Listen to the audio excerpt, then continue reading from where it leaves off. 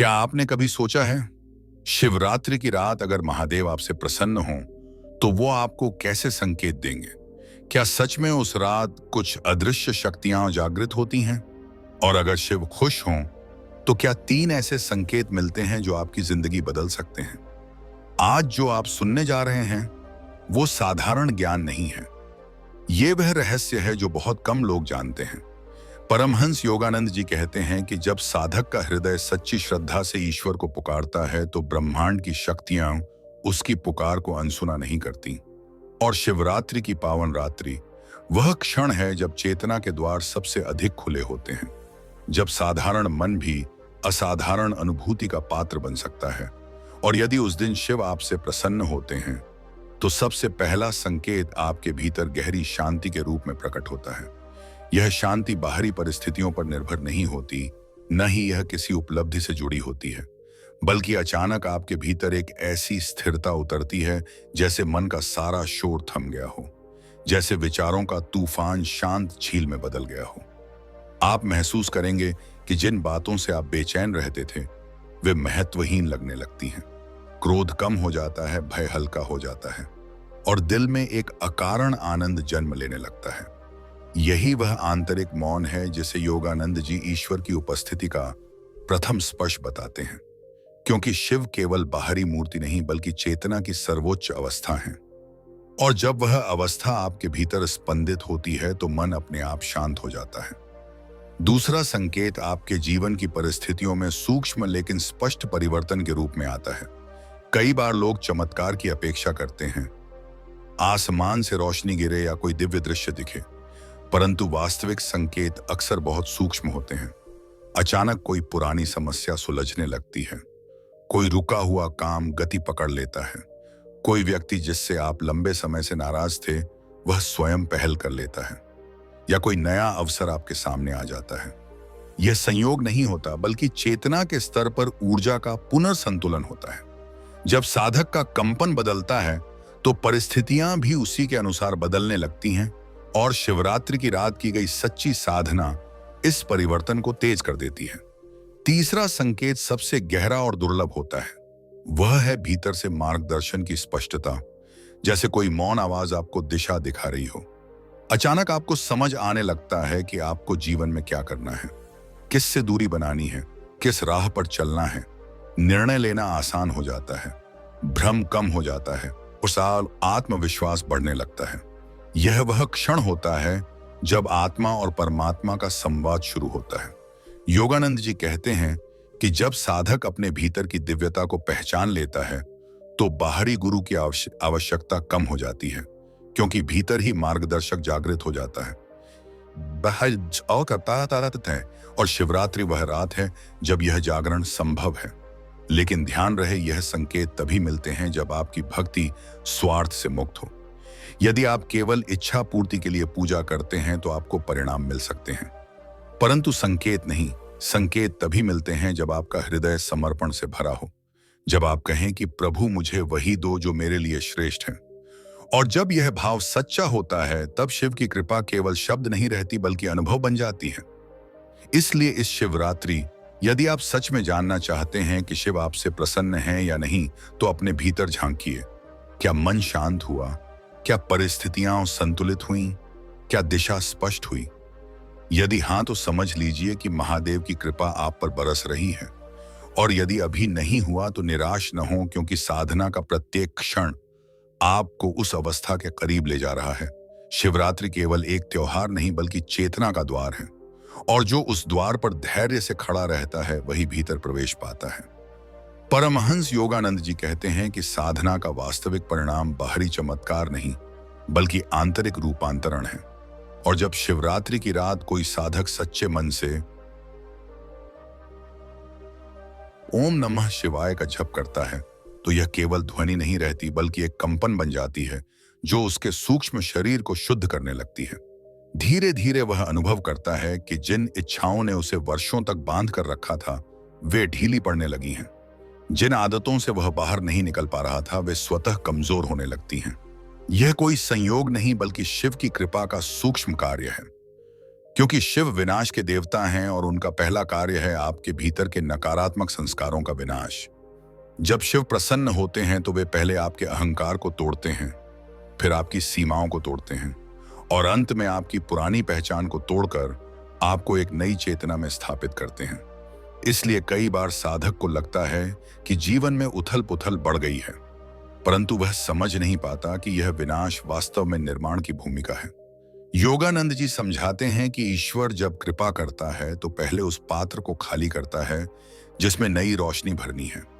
और शिवरात्रि की रात यदि आपने सच्चे समर्पण से ध्यान किया है तो संभव है आने वाले दिनों में आपको अपने भीतर गहरा परिवर्तन दिखाई दे।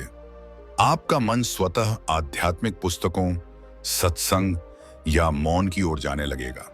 यह भी एक संकेत है कि आपकी चेतना ऊंची हो रही है। दूसरा गहरा अनुभव जो शिव की प्रसन्नता का प्रमाण हो सकता है वह है स्वप्नों का बदलना। कई साधक बताते हैं कि शिवरात्रि के आसपास उन्हें अत्यंत स्पष्ट और अर्थपूर्ण स्वप्न आते हैं। कभी वे स्वयं को किसी मंदिर में देखते हैं, कभी किसी प्रकाशमय रूप का अनुभव करते हैं, कभी ऐसा लगता है जैसे कोई अदृश्य शक्ति उन्हें आशीर्वाद दे रही हो। योगानंद जी कहते हैं कि जब जागृत अवस्था में मन शांत हो जाता है तो स्वप्न अवस्था में भी दिव्यता प्रवेश कर सकती है। इसीलिए यदि आपकी रातें पहले बेचैन थीं और अब उनमें शांति और स्पष्टता आ रही है तो समझ लीजिए यह केवल मानसिक बदलाव नहीं बल्कि आध्यात्मिक उन्नति का संकेत है। तीसरा और सबसे शक्तिशाली परिवर्तन है करुणा का जागरण। जब शिव प्रसन्न होते हैं तो साधक का हृदय कठोर नहीं बल्कि कोमल हो जाता है। वह दूसरों की पीड़ा को महसूस करने लगता है। वह क्षमा करना सीख जाता है। जिन लोगों ने उसे दुख दिया था उनके लिए भी उसके मन में द्वेष कम होने लगता है। यह करुणा कोई कमजोरी नहीं बल्कि शक्ति है, क्योंकि शिव स्वयं करुणा मूर्ति हैं और जब उनकी चेतना आपके भीतर जागती है तो आप भी उसी करुणा के माध्यम बन जाते हैं। योगानंद जी कहते हैं कि आध्यात्मिक प्रगति की सबसे बड़ी पहचान यह नहीं कि आपने कितने मंत्र जपे बल्कि यह कि आपका व्यवहार कितना दिव्य हुआ। यदि इस शिवरात्रि के बाद आप थोड़ा अधिक धैर्यवान हुए हैं, थोड़ा अधिक प्रेमपूर्ण हुए हैं, थोड़ा कम प्रतिक्रियाशील हुए हैं तो यह साधारण परिवर्तन नहीं बल्कि शिव की मौन स्वीकृति है। और ध्यान रहे यह प्रक्रिया तुरंत समाप्त नहीं होती। आने वाले हफ्तों और महीनों में वह बीज वृक्ष बनेगा, बशर्ते आप नियमित ध्यान, जप और सत्य आचरण को जारी रखें, क्योंकि कृपा केवल द्वार खोलती है, अंदर चलना साधक का कार्य है। इसलिए यदि आप सच में जानना चाहते हैं कि शिव प्रसन्न हैं, तो अपने भीतर चल रहे इस सूक्ष्म परिवर्तन को पहचानिए। बाहरी दुनिया में प्रमाण ढूंढने की बजाय अपने हृदय की धड़कनों में सुनिए। क्या वहां पहले से अधिक विश्वास है? क्या वहां पहले से कम भय है? क्या वहां पहले से अधिक प्रकाश है? यदि हां तो यह कोई कल्पना नहीं बल्कि वह दिव्य स्पर्श है जिसे शब्दों में नहीं बांधा जा सकता। और यही शिवरात्रि का वास्तविक रहस्य है कि उस एक रात की सच्ची साधना पूरे जीवन की दिशा बदल सकती है। लेकिन शर्त एक ही है, भक्ति में निरंतरता, समर्पण में सच्चाई और हृदय में विनम्रता। परमहंस योगानंद जी कहते हैं कि साधक को संकेतों के पीछे भागना नहीं चाहिए बल्कि स्वयं को उस योग्य बनाना चाहिए कि संकेत अपने आप प्रकट हों। और यही वह स्थान है जहां अधिकतर लोग भूल कर बैठते हैं।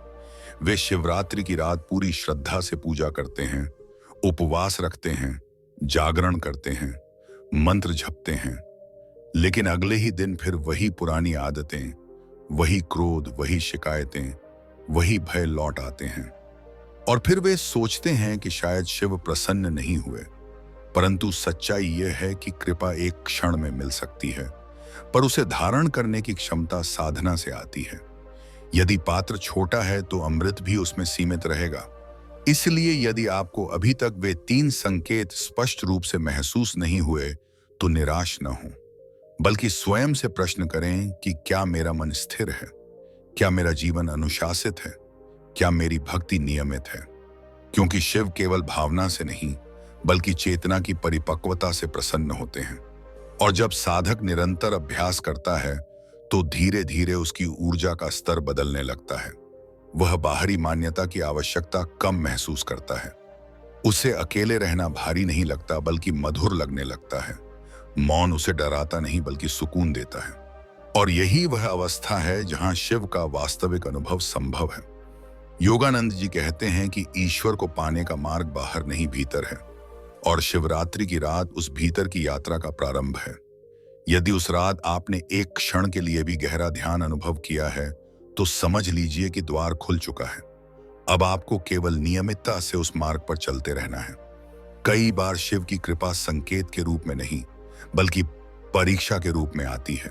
अचानक जीवन में ऐसी परिस्थिति आती है जहां आपका धैर्य परखा जाता है, आपका विश्वास परखा जाता है, और यदि उस समय आप टूटने की बजाय शांत रहते हैं, तबाह तस्त्वतैते हैं, प्रतिक्रिया देने की बजाय प्रार्थना करते हैं, शिकायत करने की बजाय स्वीकार करते हैं, उछाम पाम देते हैं, तो समझ लीजिए कि आपने शिव की परीक्षा पास कर ली। क्योंकि शिव विनाश के माध्यम से निर्माण करते हैं। वे आपको मजबूत बनाने के लिए परिस्थितियां भेजते हैं, और जब आप उन परिस्थितियों में भी संतुलित रहते हैं तो वही सबसे बड़ा संकेत है कि आप उनकी छत्र छाया में हैं। एक और सूक्ष्म संकेत है समय का अनुभव बदल जाना। जब साधक ध्यान में बैठता है और उसे लगता है कि कुछ ही मिनट हुए हैं जबकि वास्तव में काफी समय बीत चुका है, तो यह चेतना के गहराने का प्रमाण है।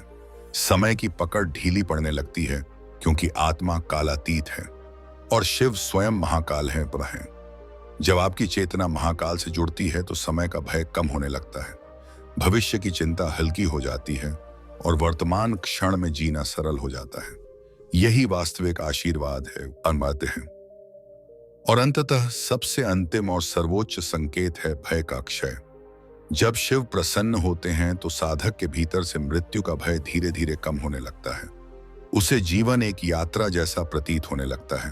वह समझने लगता है कि आत्मा न जन्म लेती है न मरती है, और यह समझ केवल बौद्धिक नहीं बल्कि अनुभवात्मक हो जाती है। तब व्यक्ति परिस्थितियों से भागता नहीं बल्कि उनका सामना करता है, निर्णय लेने में साहसी हो जाता है, सत्य बोलने में निर्भीक हो जाता है। क्या आप पहले से अधिक प्रेमपूर्ण हैं? क्या आप पहले से अधिक निर्भय हैं? यदि हां तो यही 3 संकेत हैं, यही वास्तविक प्रमाण है। यह अनुभव पूर्ण नहीं हुआ तो भी चिंता न करें, क्योंकि हर सच्चा जप, हर सच्ची प्रार्थना, हर सच्चा आंसू व्यर्थ नहीं जाता। शिव मौन है परंतु संवेदनहीन नहीं।